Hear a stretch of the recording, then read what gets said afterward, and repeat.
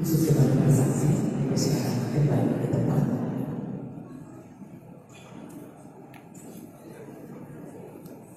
Naskah pelantikan.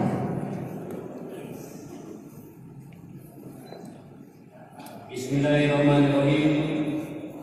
Dan mengucap puji syukur kepada Tuhan Yang Maha Esa atas rahmat dan taufiknya, maka pada hari ini, Kamis tanggal 1 bulan November tahun 2018, saya Wali Kota Bandar Lampung dengan resmi melantik saudara sebagai pejabat pimpinan tinggi pertama di lingkungan pemerintah Kota Bandar Lampung sesuai dengan keputusan Wali Kota Bandar Lampung nomor 821-02/04/04/2018 tanggal 31 Oktober 2018.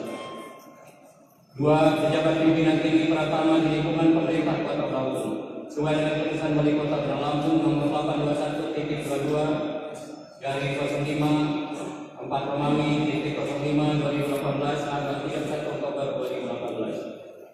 Tiga, pejabat administrator di lingkungan pemerintah Kota Bandar Lampung sesuai dengan keputusan Wali Kota Bandar Lampung nomor 821-23/04/2018 tanggal 31 Oktober 2018.